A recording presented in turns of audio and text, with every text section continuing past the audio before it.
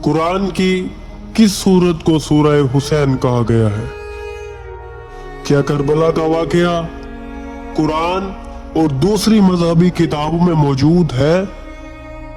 आखिर सूरह फजर में इमाम हुसैन अलैहिस्सलाम से मुताल्लिक कौन से राज जिक्र किए गए हैं? तो नाजरीन, अगर आप इन्हीं सब सवालात के जवाबात जानना चाहते हैं तो जुड़े रहिए हमारे साथ इस वीडियो में। नाजरीन, कुरान मजीद की एक सूरत जिसका नाम सूरह फजर है, उसमें अल्लाह ताला का इरशाद है, कसम है खास फजर की और कसम है 10 रातों की। अहले सुन्नत मुहद्दिस इमाम फखरुद्दीन राजी अपनी तफसीर, जिसका नाम तफसीर कबीर है, उसमें लिखते हैं, यहाँ 10 रातों से मुराद मुहर्रम के पहले अशरे की 10 रातें हैं। नीज ये 10 दिन अल्लाह के दिन हैं, क्योंकि इनमें यौम अशूरा है। दाऊद बिन फरकद से रिवायत है कि इमाम जाफर सादिक अलैहिस्सलाम ने फरमाया, अपने फराइज और नवाफिल में सूरह फजर पढ़ा करो, क्योंकि ये सूरा हुसैन इब्न अली अलैहिस्सलाम की सूरा है। अल्लाह तुम्हारे हाल पर रहम करे, इस सूरत की तरफ रग़बत रखो। अबू उसामा ने इमाम जाफर सादिक अलैहिस्सलाम की खिदमत में अर्ज किया, सूरह फजर किस तरह इमाम हुसैन अलैहिस्सलाम की खास मिज़दाक ठहरी? इमाम जाफर सादिक अलैहिस्सलाम ने फरमाया, क्या तुमने अल्लाह रब्बुल इज़्ज़त का कौल नहीं सुना? ऐ नफ्स मुतमइन्ना, तू अपने रब की तरफ लौट चल, इस तरह कि तू उससे राजी और वो तुझसे राजी हो। बस मेरे खास बंदों में शामिल हो जा और मेरी जन्नत में दाखिल हो जा। इस सूरत के मिज़दाक इमाम हुसैन अलैहिस्सलाम है, क्योंकि आप नफ्स मुतमइन्ना के मालिक हैं और राजिया और मर्जिया की मेराज पर हैं। नाजरीन, जब हम इस सूरत की तफसीर तलाश करें तो हमें कई ऐसे राज देखने को मिलते हैं जो इमाम ज़माना की हुकूमत से मुतल्लिक है। तवीलुल आयात में जनाब शरफुद्दीन नजफी जनाब जाबिर बिन यजीद जोफी की एक रिवायत नकल करते हैं कि उन्होंने इमाम जाफर सादिक अलैहिस्सलाम से सूरह फजर की तफसीर दरियाफ्त की, तो इमाम जाफर सादिक अलैहिस्सलाम ने फरमाया कि ए जाबिर सुनो, अल फजर से मुराद हजरत इमाम महदी अलैहिस्सलाम है और खास 10 रातों से मुराद 10 आइमा अहले बैत अलैहिमुस्सलाम है, जो इमाम हसन अलैहिस्सलाम से लेकर इमाम हसन अस्करी तक है। और अल शफा यानी 2 से मुराद अमीरुल मोमिनीन और पाक सैयदा सलामुल्लाह अलैहा है, जबकि अल वत्र से मुराद खुदाए बुजुर्ग व बरतर की जात है, जिसका कोई शरीक नहीं। जाबिर ने इमाम से मजीद पूछा कि मुझे बताएं, और रात की कसम जब वो जाने लगे, इससे क्या मुराद है? तो इमाम जाफर सादिक अलैहिस्सलाम ने फरमाया, ये हब्तर की हुकूमत है, यानी जालिम हुकूमत, जो कि इमाम महदी अलैहिस्सलाम के ज़हूर तक जारी रहेगी। नाज़रीन, इस सूरत में बहुत से ऐसे राज छुपे हुए हैं जो कयामत की निशानियों और कयामत के बाद आने वाले वाक़यात पर मुश्तमिल है। इस सूरत में एक अजीम राज भी जिक्र किया गया है, जो अहले मार्फत के लिए किसी कीमती खजाने से कम नहीं। इस सूरत की 22वीं आयत में बयान है, और जब तेरा रब आएगा और फरिश्ते सफ ब सफ हाजिर होंगे। इमाम अली रज़ा अलैहिस्सलाम से जब इसकी तफसीर दरियाफ्त की गई तो आपने इरशाद फरमाया, अल्लाह रब्बुल इज़्ज़त की ये सिफ्त नहीं है कि वो आए और जाए, बल्कि ये उसकी मखलूक की सिफ्त है, और इससे मुराद ये है कि जब तेरे रब का हुक्म आ जाएगा तो मलाइका सफ ब सफ खड़े होंगे। नाजरीन, ये सूरत करबला के राजों से भरी हुई है। इसी वजह से अहले बैत अलैहिमुस्सलाम ने बातिन के अंदर इस सूरत को सूरह हुसैन कहा है, और इस सूरत को पढ़ने की भी खास ताकीद फरमाई गई है। नाजरीन, सूरह फजर के साथ साथ फजर की नमाज भी पुरइसरार है।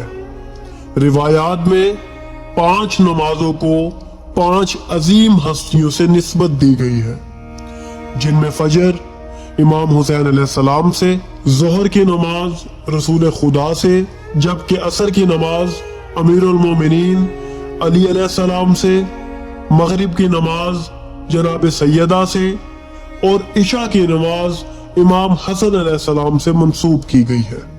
ناظرین، اگر آپ اس روایت پر غور کریں تو معلوم ہوگا کہ فجر کی نماز اور قرآن کی سورہ فجر دونوں امام حسین علیہ السلام سے منسوب ہیں۔ یہ بھی اللہ کا راز ہے کہ اللہ نے ان 5 نمازوں میں مغرب اور فجر کی نماز کو قصر کرنے کی اجازت نہیں دی۔ اس بات سے ہمیں ان دونوں ہستیوں امام حسین علیہ السلام اور پاک سیدہ کی عظمت کا اندازہ ہوتا ہے، جن دونوں سے یہ نمازیں منسوب ہیں۔ ناظرین، سورہ فجر کی آخری آیات بھی امام حسین علیہ السلام کی ذات کی طرف اشارہ کرتی ہیں، جن میں بیان ہے کہ اے نفس مطمئنہ، اپنے رب کی طرف پلٹ، اس حال میں کہ تو اس سے راضی اور وہ تجھ سے راضی، پھر میرے بندوں میں شامل ہو جا اور میری جنت میں داخل ہو جا۔ ناظرین، جب ہم روایات اور تفاسیر کا مطالعہ کریں تو ہمیں معلوم ہوتا ہے کہ اس آیت کے مصداق امام حسین علیہ السلام ہے، اور جب ہم عرفانی کتب کا مطالعہ کریں تو ہمیں معلوم ہوتا ہے کہ کربلا کے میدان میں یوم عاشور کو عصر کے وقت آسمان سے امام کو یہی صدا آئی تھی۔ ناظرین، کربلا کا واقعہ صرف مسلمانوں تک محدود نہیں ہے، بلکہ اس کا ذکر اس کائنات کی تخلیق سے قبل بھی موجود تھا۔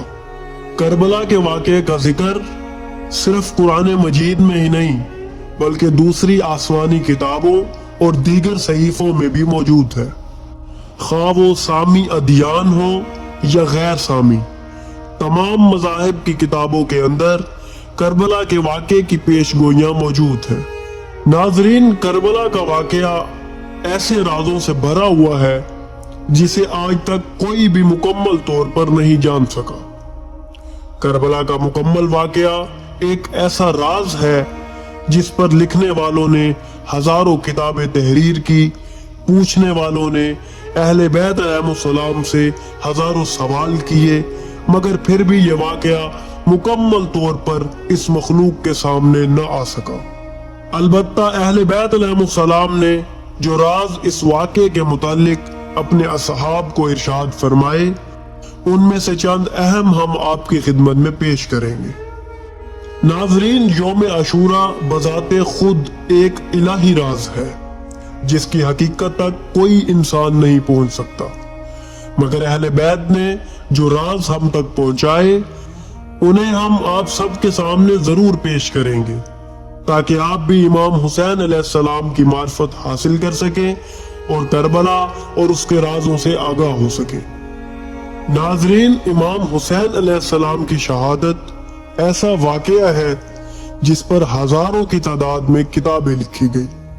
یہ واقعہ ایسا جامع اور پر اسرار واقعہ ہے کہ جب بھی کوئی پڑھنے والا اس کا مطالعہ کرے تو امام حسین علیہ السلام اس پر ہر مرتبہ نئے راز اشکار کرتے ہیں۔